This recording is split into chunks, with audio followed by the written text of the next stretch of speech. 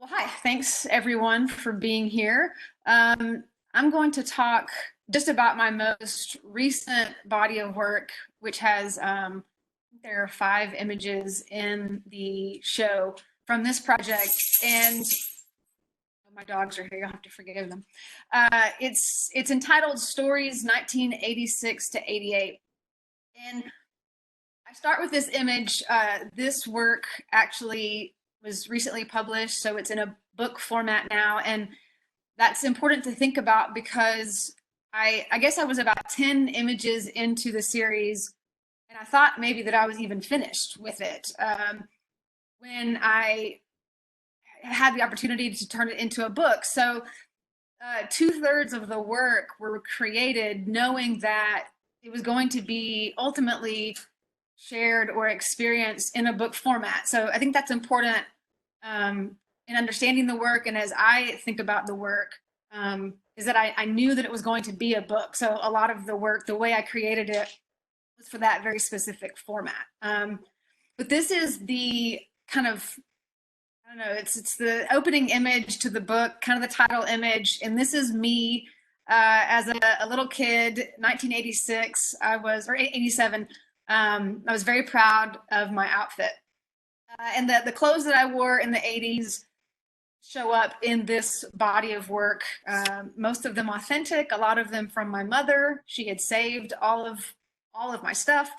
Uh, but what I'm trying to do with this body of work is go back to this time in my life and kind of reimagine it, rephotograph it.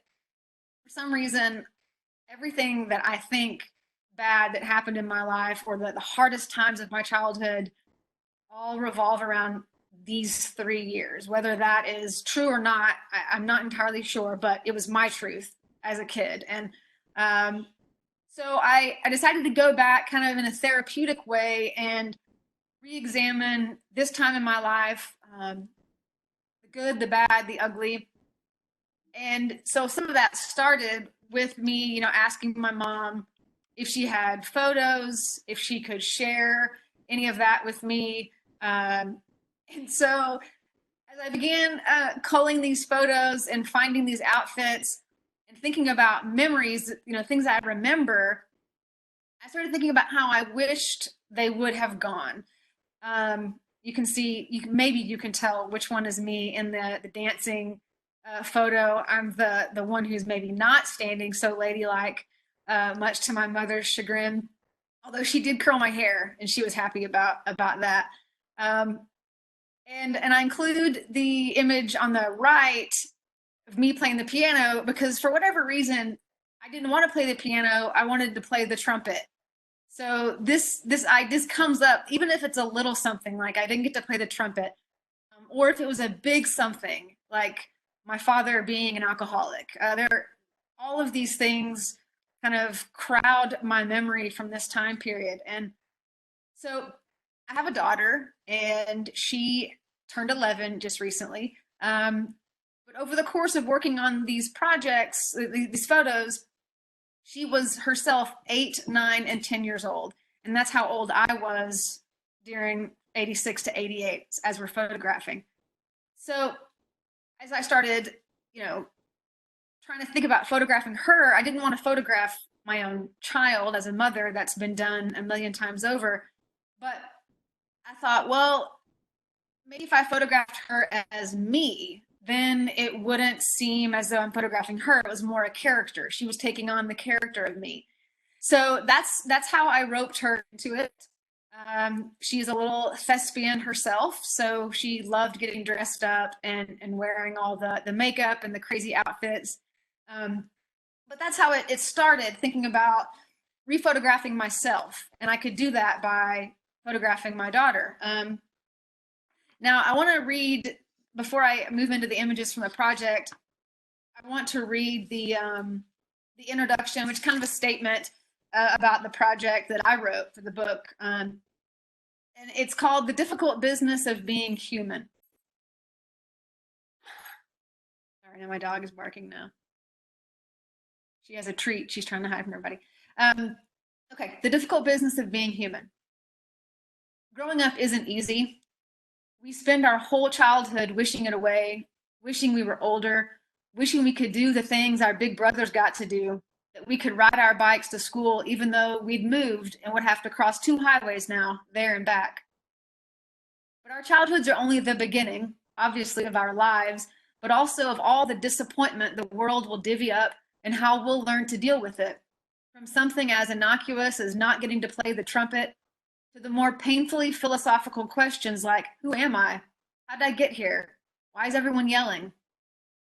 I hid in the holly bushes, both literal and metaphorical, from 1986 to 88, squeezing my eyes tight so I couldn't see or hear or feel the chaos that may or may not have been as traumatic as I remember. But there are moments, flashes of reality burned into my psyche, woven into the person that I am and that I am continuously becoming, or maybe even unbecoming. And these moments have shaped both my fictions and my truths. Stories 1986 to 88 is a little bit of both.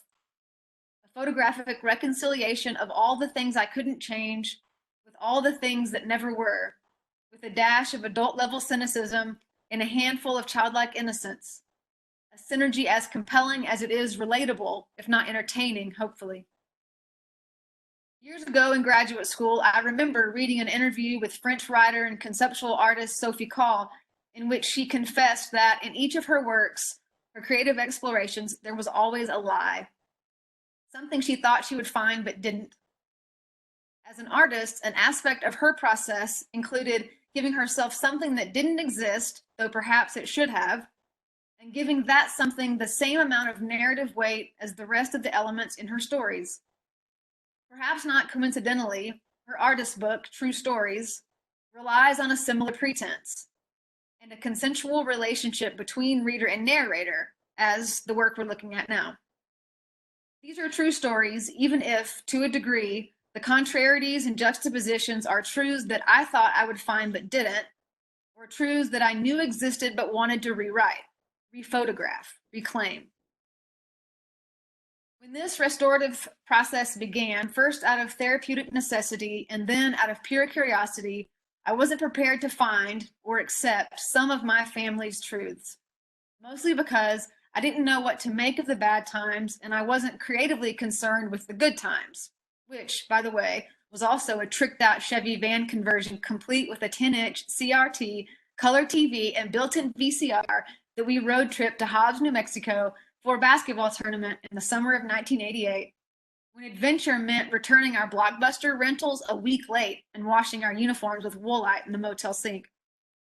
Those were good times indeed, and there were many. But the good times aren't what landed me in therapy 20 years later, pining after answers to the deeply philosophical questions of my youth and the very real traumas of the, well, bad times. And there were many. I wasn't supposed to talk about the alcoholism and the anger, the fear or the confusion, and I'm probably still not.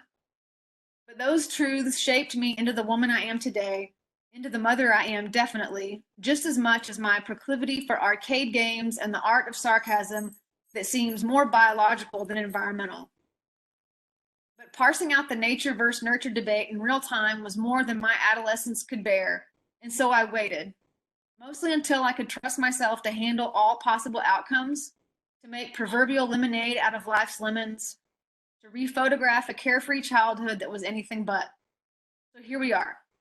Of course, I've not set out on this trek alone, and I have my friends, family, colleagues, therapists, and now you to thank for helping me turn these stories into reality, even if that reality is what I had hoped to find but didn't.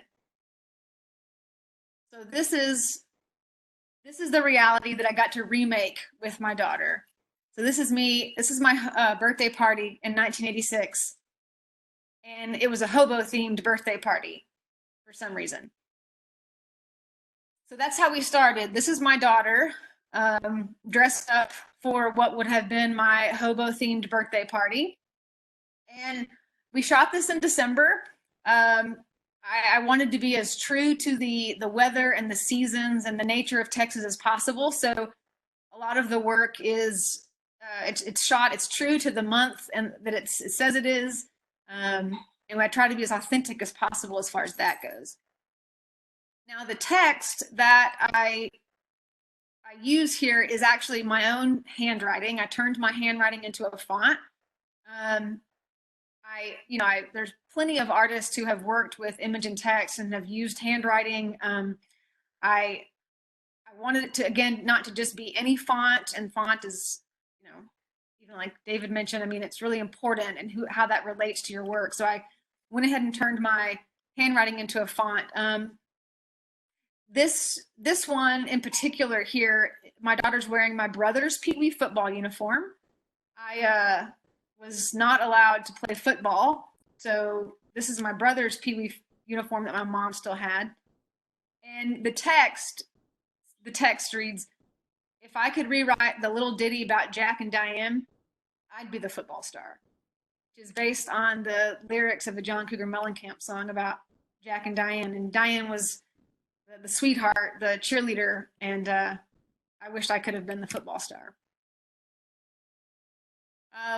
This image, I always was really excited about magic and being a clown. This was all, I loved to dress up as a kid. And it was fun to pass that on to my daughter as well, who, when we did this one in particular at the magic shop, she really related to that idea. And she actually wrote the afterword for the book. And in it, she talks about how she and I are so similar because we both wanted to be magicians. But she definitely noticed how different we were as I would tell her the stories that we were trying to rewrite. So in this one, it says, "I thought about trying to make myself disappear, but deep down, I only wanted to be seen." So when the work started, I had a much more cynical outlook, and I was going through therapy. I was looking back at this time period, so I was more frustrated and focused on the negative. But as I worked through some of it, I began to kind of challenge myself to think about happier moments or moments that really just embodied who I was. So I really ran with this whole clown thing because I wanted to be a clown so bad. And so this one is October 1987, and the text says, "I wasn't a clown for Halloween because Halloween was for make-believe." This here is my little baseball t-ball. I played t-ball and Pee Wee, and until I finally played softball in an all-girls team. But this is from my younger days, so my mom still had this uniform, and I was the only girl on the team, and I wanted to be the best. I've always had that kind of in me, but it was hard, of course, going up against the boys. So the text from this one says, "As the only girl on the team, I wasn't the strongest player, or the fastest, or the toughest, but I could lay down an impossible bunt because I was the smartest." So a lot of the work started to, kind of take my power back as a young woman, as a young child, and also as an adult, how I could kind of embolden my inner child, as it were. Some of the images in the book are simply text-based, only text-based. So the image you kind of will create yourself in your own head. That's an example. I'll see. I've got a couple more, and then we'll move on to questions. Here's another clown image from April 1986. We actually drove out to Sherman, Texas, because we heard that a big top circus was going to be in town, and I had no idea what the tent would look like. This was just our clown costume. So I got really lucky that the tent was yellow and blue striped, and she happened to be already prepared in this outfit. But the text reads, "Are you going to run away and join the circus?" They would kid, but clown college was no joke. And my parents wouldn't let me go to clown college. I asked, and they said no. This is from, I danced Mayfest. I was a dancer for 13 years as a child, which worked out for me because I got to entertain and dress up in costumes. So I found a way to make that my own. But I did not like wearing all the makeup and lipstick. So, I mean, my dance teacher would grab me before I went on stage and put this bright red lipstick on me because she knew I wouldn't wear it otherwise. So this is from my memory of Mayfest, which one of the years there were tornadoes. It was always bad weather during Mayfest, but this is from that. The text says, "We danced at Mayfest despite the tornado warning. We danced at Cherry Park despite the heat advisory. I wore makeup and smiled like a good little girl despite it all." Here's my last clown image. We actually trespassed for this one, which when my daughter talks about it, this is one of her favorite memories because of the makeup and the trespassing, because we had to really run fast to get out of there. But it says, "You could be the sheriff's posse's sweetheart one day," they would say. That wasn't the best part of the rodeo. Here's the trumpet one. So the text says, "I played the Toymakers dance at my winter piano recital. What I really wanted to play was the trumpet." So all in all, I went through and was able to, like I said, kind of reimagine my childhood. And some of that happens in the images and some of it happens in the text. So they don't always work together in the same way. But I think overall there's 30 images in the series. There's a good balance there of maybe cynicism with some hope, with some power, kind of taking that back as a woman. And this is the last one I'll talk about. It's out at my grandparents' house, actually. And it says, "My grandfather taught me how to fish with a string and a paperclip. Life was going to teach me that it wouldn't always be so simple." Thank you.